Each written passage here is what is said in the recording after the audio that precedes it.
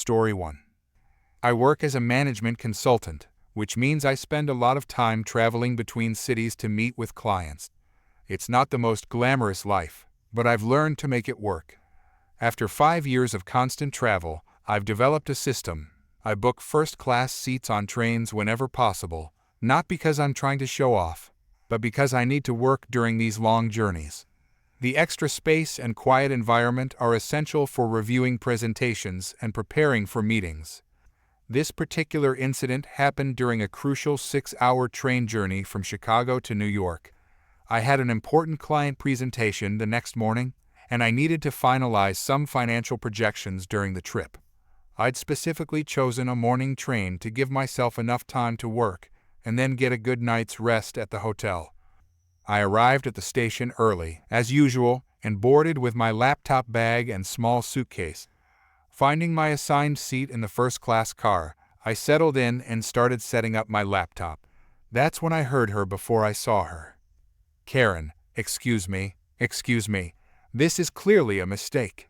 I looked up to see a woman in her mid-40s, wearing what looked like expensive designer clothes and carrying multiple shopping bags. She was talking to the train attendant who had just checked her ticket. Train attendant: "I'm sorry, ma'am, but what seems to be the problem?" "Karen, this ticket you gave me is for a standard class seat. There must be some mistake. I always travel first class." Train attendant: "Ma'am, the ticket you purchased was for standard class. First class tickets are sold out for this journey." Karen: "Well, that's unacceptable. I need to be in first class. I have a very important lunch meeting in New York." That's when she spotted me, and I knew immediately I was about to become involved in this situation. She marched over to my seat, her designer heels clicking against the floor. "Karen, you need to give me your seat." "Me? Excuse me." "Karen, I have a very important lunch meeting with the CEO of a major corporation. I simply cannot arrive looking tired from sitting in standard class. You look like you're just going to be working anyway. You can do that anywhere." "Me, I'm sorry, but I booked this seat specifically because I need to prepare for an important client meeting tomorrow." Karen: "Oh please, how important could your meeting be? I'm meeting with a CEO. Besides, you're young, you can handle sitting in standard class. I'm a mature woman, I need to be comfortable." "Me, I paid for this seat, and I intend to use it.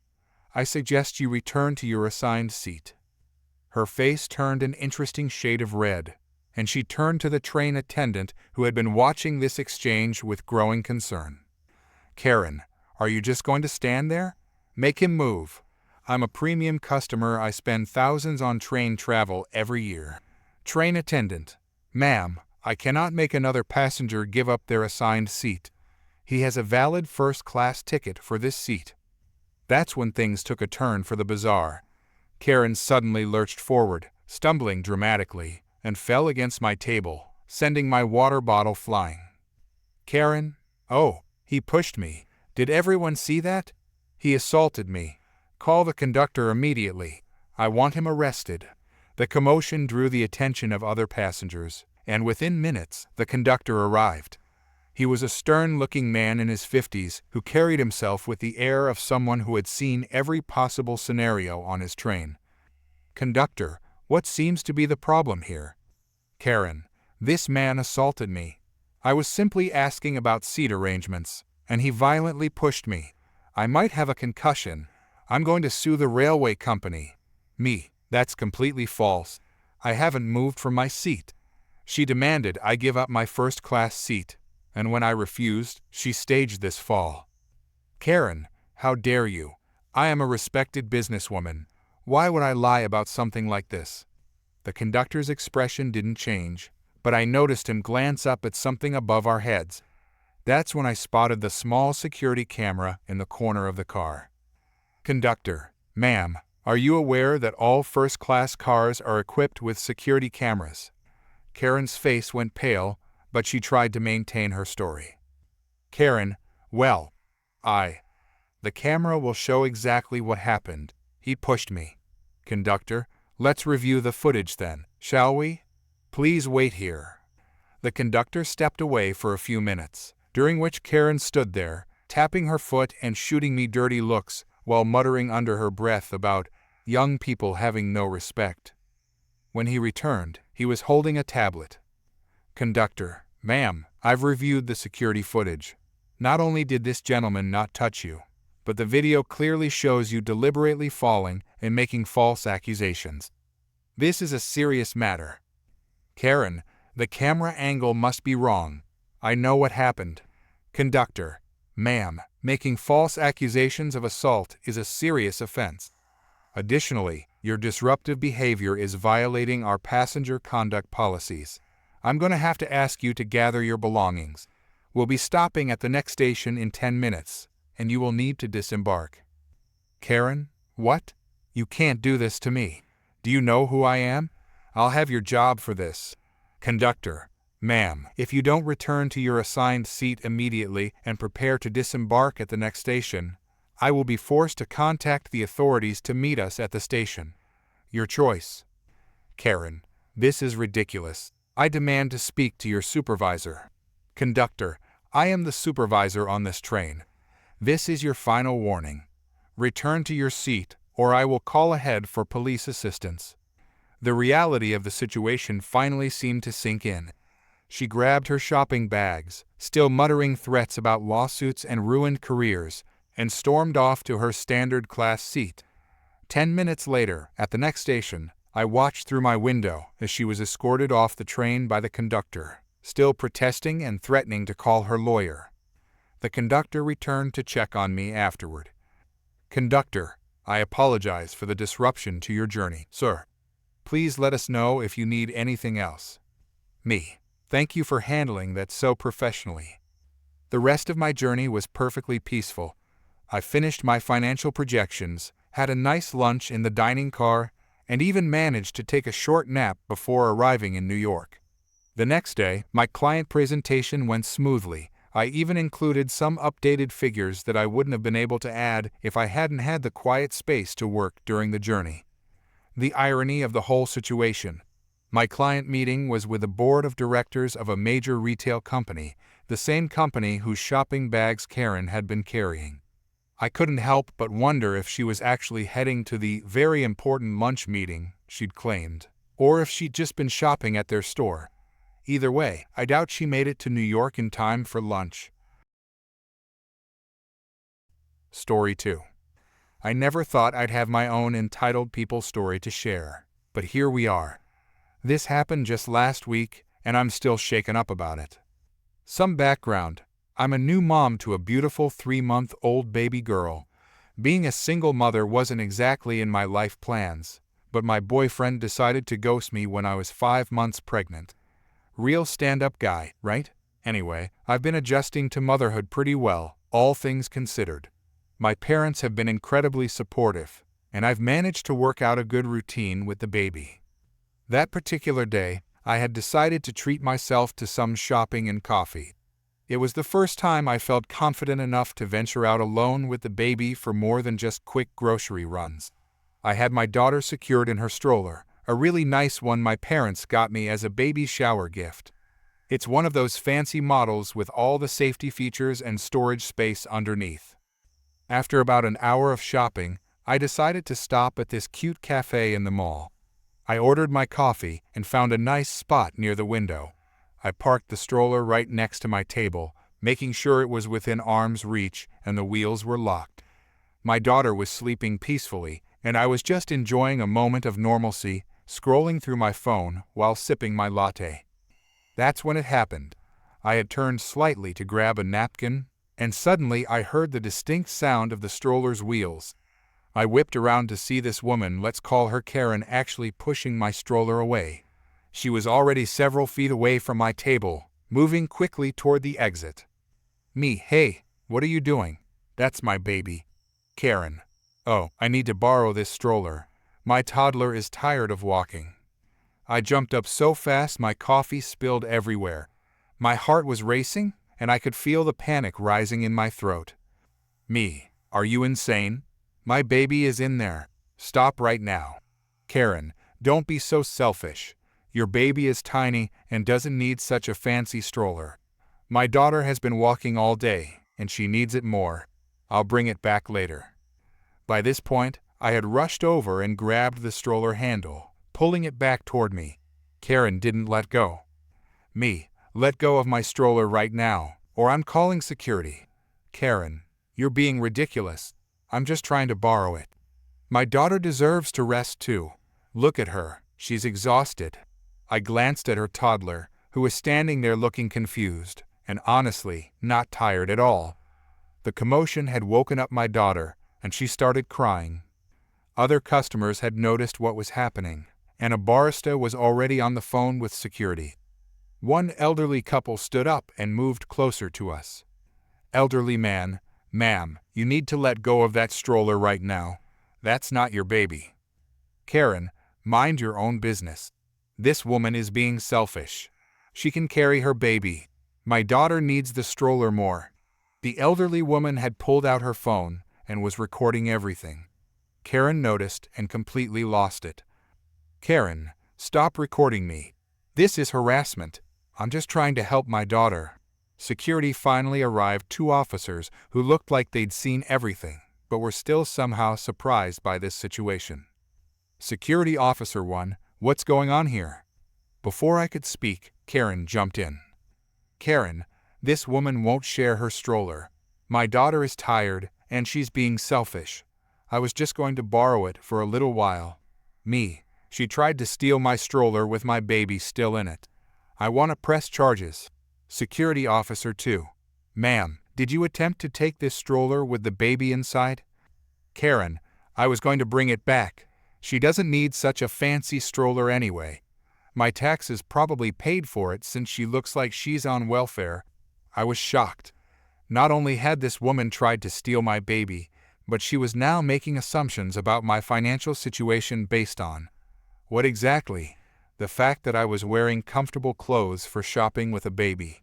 The security officers called the police, and Karen started screaming about how we were all conspiring against her and how entitled young mothers are these days. The elderly couple who had witnessed everything stayed to give their statements. When the police arrived, Karen changed her tune slightly. Karen, officer, there's been a huge misunderstanding. I just wanted to borrow the stroller. This young woman is blowing everything out of proportion. Police officer, ma'am, attempting to take a stroller with a baby inside is attempted kidnapping. Please put your hands behind your back. Karen, what? No, you can't arrest me. I'm a mother too. I was just trying to help my daughter. This isn't fair. As they were putting handcuffs on Karen, a man rushed into the cafe looking absolutely mortified. Turned out it was Karen's husband. Husband, what did you do this time? Karen, these people are having me arrested for trying to borrow a stroller. Tell them they're being ridiculous. The husband looked at the police officers, then at me and my baby, then back at his wife. He just sighed and shook his head. Husband, I am so sorry about this. She's done things like this before. He then turned to his wife. Husband, I told you to stop doing things like this. This is the last straw. I'm calling your psychiatrist, and we're going to have a serious discussion about your behavior. To their toddler, who was understandably upset by now, he said, Husband, come on, sweetie. Let's go home. Mommy needs to go with these officers for a while. As Karen was being led away, she was still yelling about how unfair everything was and how she was just trying to be helpful.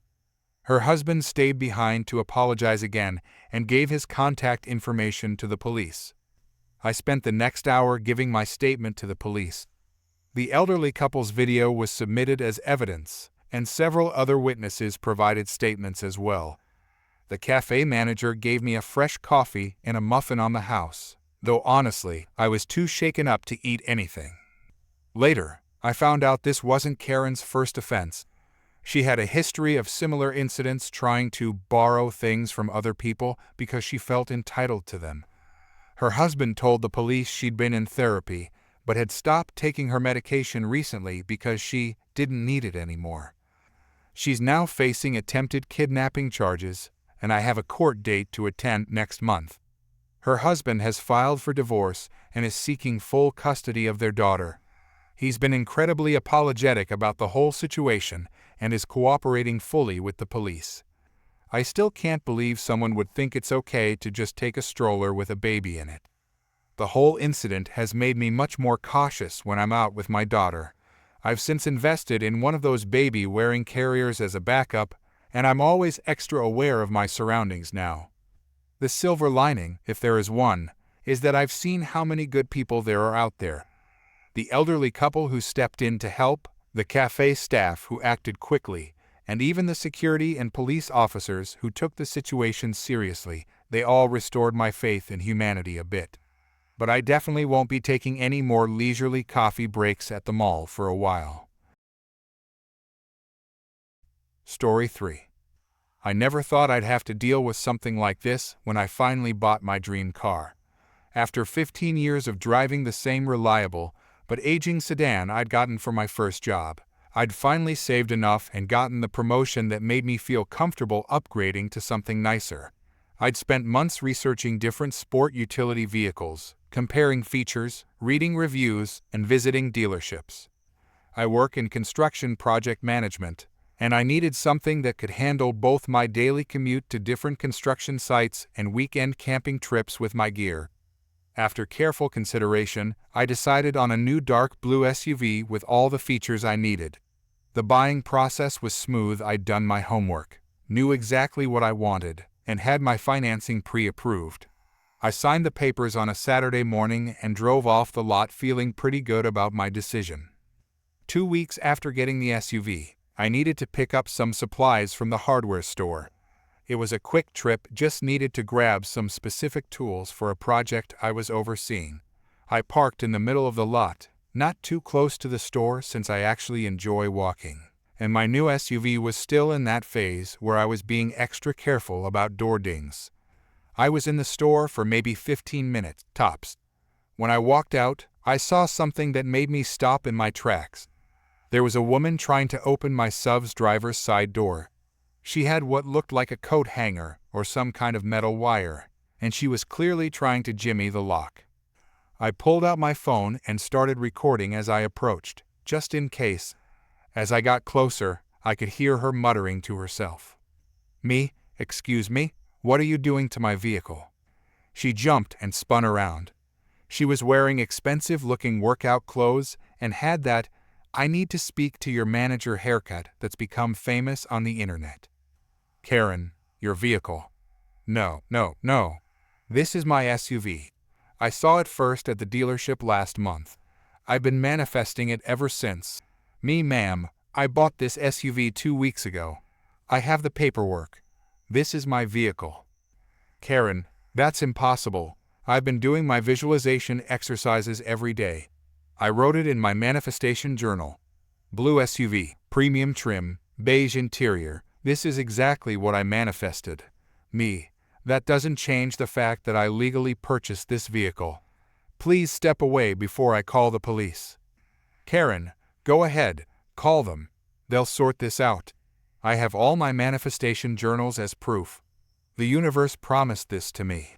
She pulled out her own phone and, to my absolute disbelief, called the police herself. "Karen, into phone, yes. Hello? I need officers at the hardware store on 5th Street immediately. Someone has stolen my SUV. Yes, I'm standing right here with the thief." "Me, ma'am, I have the registration and insurance papers in my name." "Karen, those are obviously forged. I've been manifesting this exact vehicle for weeks. It's meant to be mine. The universe doesn't make mistakes." Within minutes, 2 police cars pulled into the parking lot. One of the officers approaching us suddenly got a look of recognition on his face. "Officer 1, oh no, not again." "Karen, officer, I'm so glad you're here. This man stole the SUV that I've been manifesting. I have proof in my manifestation journal that this exact vehicle was meant for me." Officer 2, "Ma'am, we've been through this before. Manifestation journals are not legal proof of ownership." "Me, wait, before?" Officer 1, "Sir, could you please show us your vehicle registration?" I pulled out my registration and insurance papers from my wallet. The officer checked them against the vehicle identification number. Officer 1. Everything appears to be in order here, sir. Karen.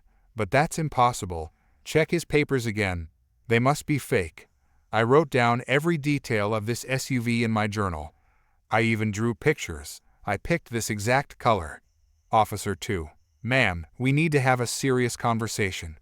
This is the third time this month you've been reported for attempting to claim someone else's vehicle based on your manifestation journals. Karen, because people keep stealing my manifestations. The universe promised these things to me. Officer 1. Sir, did you witness her attempting to enter your vehicle? Me. Yes, she was trying to break in with what looked like a coat hanger when I came out of the store. I have video of her attempting to unlock the door. I showed them the video on my phone. Officer 2. Ma'am, please put your hands behind your back. You're under arrest for attempted grand theft auto. Karen. This is ridiculous. I manifested this SUV. It's mine. You can't arrest me for claiming what the universe promised me. As the officers began to handcuff her, she started screaming about her manifestation rights and how the universe was testing her. One of the officers turned to me. Officer 1. We're familiar with this individual. She's been doing this at various locations around the city. Last week, she tried to claim someone's house, saying she'd manifested it. The week before that, it was a boat. Me, you're kidding. Officer 2. Unfortunately not. She's been escalating from just making claims to actually attempting to break into vehicles. We'll need you to come down to the station to make a formal statement. As they led her to the police car, she was still yelling. Karen, the universe will vindicate me. You're all blocking my blessings. I'll see you all for manifestation interference. Later at the station, I learned that she'd been attending some questionable manifestation workshops run by a self-proclaimed guru who taught that if you wanted something badly enough and saw it in real life, it was a sign that the universe had delivered it to you, and you had a right to claim it. She'd been arrested twice before for similar incidents, but had been released pending mental health evaluations. This time was different though, since there was video evidence of her actually attempting to break into my vehicle, and given her pattern of escalating behavior, she was facing serious charges. The officers told me she'd likely be required to undergo mandatory psychological evaluation and treatment. As I drove home that evening in my legally purchased and properly manifested SUV, I got a call from the dealership where I'd bought it. Apparently, Karen had been there earlier that day, causing a scene and claiming that all the blue subs on the lot were meant for her because she'd manifested them first. They'd called the police, but she'd left before they arrived. The sales manager wanted to warn me because she'd seen my paperwork on file and had been ranting about tracking down her SUV. A few months later, I received notice that she'd been ordered to undergo treatment and was prohibited from attending any more manifestation workshops. I still have the dashcam footage of her trying to break into my SUV. It's a reminder that sometimes the craziest stories are the ones that actually happen to you. The funny thing is, I later found out that the guru running those manifestation workshops had been charged with fraud. Turns out, she'd been manifesting people's credit card numbers and bank accounts too. I guess some people's manifestations are more selective than others. Story 4. I'm a 16-year-old high school student, and I've been working at a local supermarket for about 4 months now. It's my first job, and I actually really like it. The pay is decent for a first job, my coworkers are nice, and the manager is pretty understanding about my school schedule. Plus, my grandma used to work at this same store 30 years ago, so it feels kind of special to me. I got the job because I wanted to save up for college and help my mom out with some bills. See, it's just been the two of us since my dad passed away 3 years ago. He was a firefighter and died in the line of duty. My mom works 2 jobs to keep us afloat, and I figured it was time I stepped up to help. She didn't want me to work at first, saying I should focus on school, but I convinced her I could handle both. So far, I've managed to maintain my grades while working part-time. The incident happened during my Saturday afternoon shift. It was pretty quiet, just a normal day. I was the only cashier on duty because my coworker had called in sick, but it wasn't busy enough to be a problem. That's when Karen walked in. She came to my register with a cart full of organic products and some expensive imported items. I started scanning everything while making the usual polite small talk. Everything was fine until I got to a particular brand of imported olive oil. Karen, that's supposed to be on sale. Me, I'm sorry, ma'am, but I don't see any sale price coming up in the system for this item. Karen, well, I saw it in your weekly flyer. It's supposed to be 50% off. I knew this wasn't true because I had just been reviewing the sales flyer during my break. This brand never goes on sale because it's a premium import. Me, I apologize, but I'm certain this item isn't on sale. Would you like me to check the current sales flyer? Karen, are you calling me a liar? I own this store, and I know what's on sale in my own establishment. This caught me off guard. I'd been working here for 4 months, and I'd never seen her before. Me? I'm sorry, but there must be some confusion. This store is part of a national chain. Karen, excuse me. My uncle's friend was the manager here for 15 years. That makes me practically the owner. Now give me the discount I deserve. Me, ma'am, I can't apply discounts that aren't in the system. Would you like to speak to my manager? Karen, I am the manager. In fact, I'm more than that, I'm the owner. And you know what? You're fired. Pack your things and get out. By this point, other customers were staring. An elderly couple in the next line were trying not to laugh. Me, ma'am, you don't have the authority to fire me. If you like, I can call the actual manager. Karen, oh, I'll do more than that. I'm calling corporate right now. She pulled out her phone and actually started dialing while holding up the line. Then she put her phone on speaker, presumably to humiliate me in front of everyone. Karen, yes, hello? This is Margaret Williams, CEO of the company.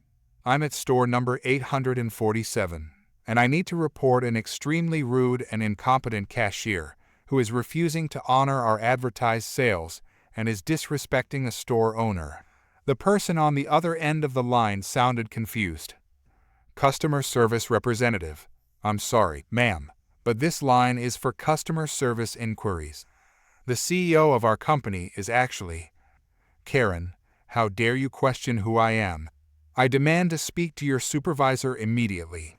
What Karen didn't notice was that our actual store manager had come out of his office and was standing behind her, watching this whole performance with an amused look on his face.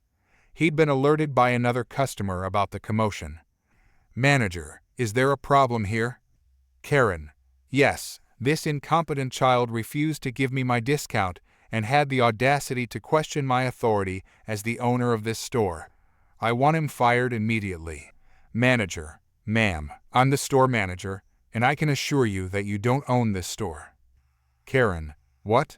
No, you're lying. My uncle's friend managed this store, which makes me the rightful owner. I demand to see your credentials. Manager, your uncle's friend's previous employment here doesn't give you any authority. Now, you're holding up the line and harassing my employee. I'm going to have to ask you to leave. Karen, I will not. This is my store, and I'm not leaving until this boy is fired and I get my discount. She then tried to reach over and grab my employee badge, probably to fire me personally. The manager had enough at this point and called the police. Karen, go ahead and call them. I'll have them arrest all of you for insubordination. While we waited for the police, Karen kept ranting about how she was going to have everyone fired, how she was going to shut down the store, and how she was going to call the local news to expose our fraud. She even tried to get other customers to join her side, but they either ignored her or openly laughed at her claims. The elderly couple who had witnessed everything stayed to give statements to the police when they arrived. They had recorded some of her behavior on their phone, which turned out to be really helpful later. Police officer, ma'am, we've received a complaint about disorderly conduct. Karen, officer, I'm so glad you're here. These people are trying to steal my store, my uncle's friend. Police officer, Ma'am, we've already verified with corporate that you have no ownership claim to this establishment. You need to leave now, or you'll be arrested for trespassing. Karen, this is ridiculous. I'll have your badge for this. I'm friends with the police commissioner. She tried to name drop the commissioner, but it turned out she got his name completely wrong. The officers were losing patience. Police officer, last warning, ma'am. Leave now, or you're under arrest. Karen, fine, but I'm calling my lawyer, and I'm going to own this whole chain when I'm done. As she was being escorted out, she tried one last time to fire me by screaming across the store. Karen, you're fired. All of you are fired, and I'm never shopping here again. Manager, thank goodness for that. The aftermath was pretty interesting. Turns out, Karen had pulled similar stunts at other stores in the area, claiming various connections to ownership. The police had several complaints on file about her. After this incident, she was banned from all stores in our chain within a 50-mile radius. The best part? Remember how she claimed her uncle's friend was a manager here? Well, my grandmother, who used to work here, actually knew that manager. When I told her about the incident, she laughed and said that manager had only worked here for 6 months, not 15 years, and was fired for stealing from the register. So much for that connection to ownership. My manager gave me the rest of the day off with pay and commended me for handling the situation professionally. The elderly couple who recorded everything sent the video to corporate, and they actually gave me a small bonus for dealing with the situation calmly. A week later, we found out that Karen had tried the same stunt at a different store in another town, claiming to be a regional director this time. But thanks to the incident report from our store, she was immediately recognized and arrested for trespassing. The cherry on top, her social media rant about the incident went viral in our local community, but not in the way she hoped. People started coming into the store specifically to shop at my register and joke about being the real owner.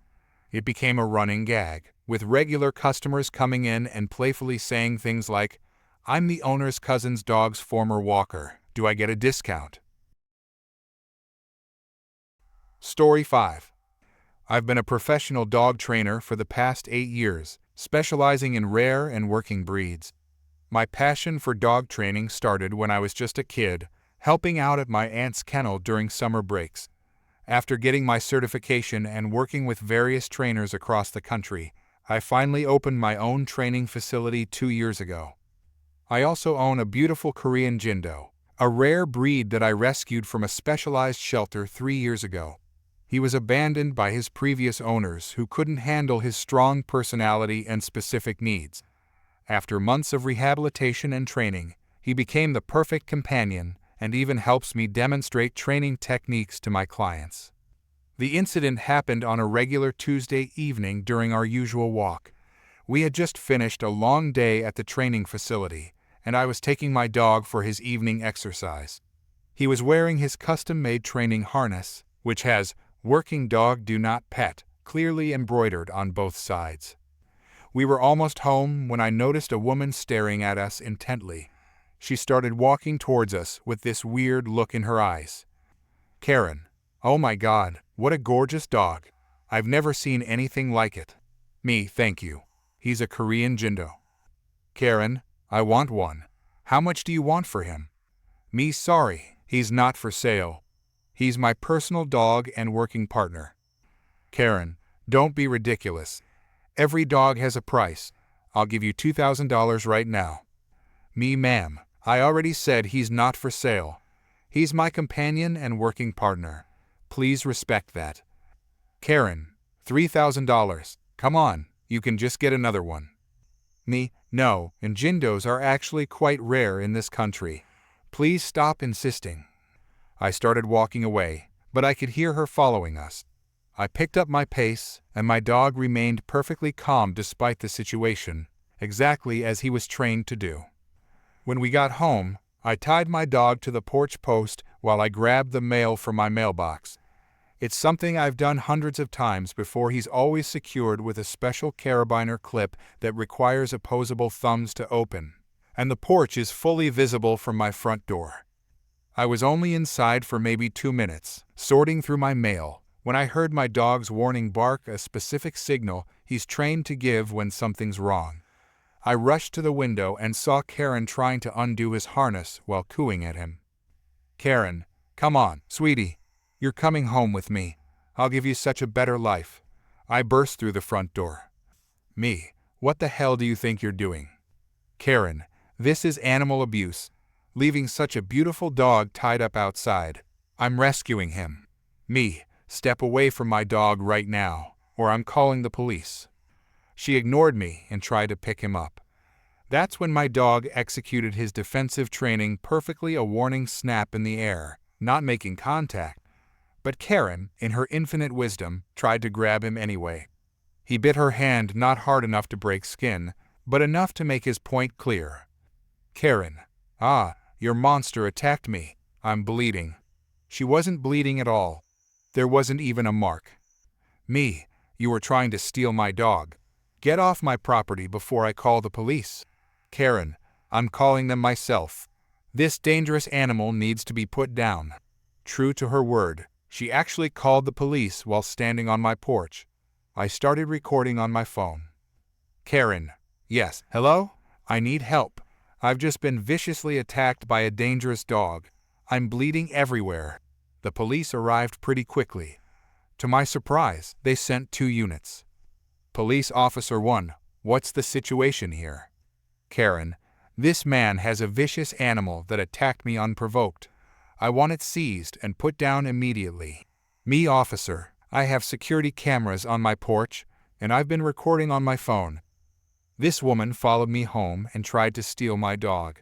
He defended himself with minimal force, exactly as he's trained to do.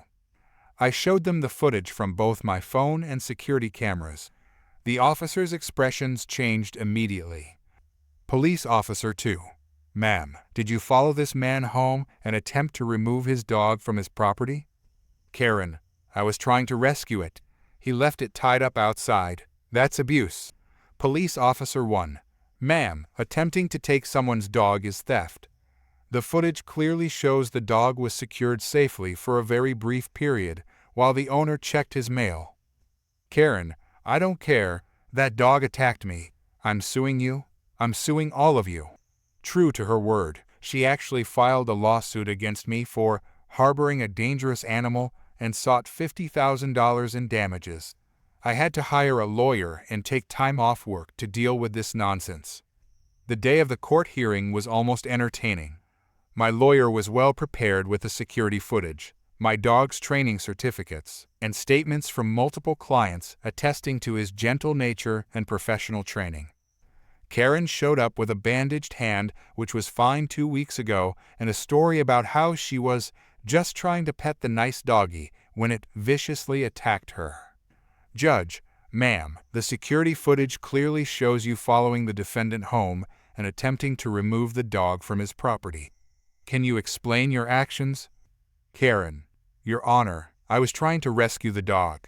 The defendant is clearly an abusive owner. What kind of person leaves their dog tied up outside? My lawyer presented evidence of my professional credentials, my dog's extensive training certifications, and the security footage showing I was gone for less than 2 minutes while checking mail. Karen, those certificates are fake. I know dogs, and that one is dangerous. It should be put down. Judge, ma'am, everything you've said contradicts the evidence. You followed the defendant home, trespassed on his property, and attempted to steal a clearly well-cared-for animal. The dog's response was appropriate and in line with its professional training. Karen, but Your Honor. Judge, I've heard enough. Not only am I dismissing your case, but I'm ordering you to pay the defendant's legal fees. Furthermore, I'm referring this case to the District Attorney's Office for potential criminal charges of attempted theft and trespassing. Karen, this is outrageous. I'm going to appeal. I'll take this to the Supreme Court if I have to. She stormed out of the courtroom. But the story doesn't end there. The district attorney did pick up the case, and she was charged with attempted theft, trespassing, and filing a false police report. She ended up getting 6 months probation and had to pay a hefty fine. The real karma came when the story got picked up by local dog training groups. It turns out she had tried similar stunts at dog parks and pet stores, attempting to claim other people's dogs were abused and that she should take them. Several other dog owners came forward with similar stories about her. The judge's ruling and her subsequent criminal charges got her banned from every pet store, dog park, and animal shelter in the county. She also had to undergo a psychiatric evaluation as part of her probation. As for my dog and me, we're doing just fine. The incident actually brought us some positive attention from the local community. Several people sought out my training services after hearing about how well trained my dog was during the incident. I even got invited to give a seminar about responsible dog ownership and the importance of proper training. I've installed additional security cameras around my property, and I never leave my dog unattended outside anymore, even for a minute, not because I'm worried about him, but because I don't want to give any other entitled people the opportunity to try something similar. The last I heard, Karen was trying to join some local dog owner Facebook groups using a fake name, but she keeps getting recognized and banned. Some people just never learn.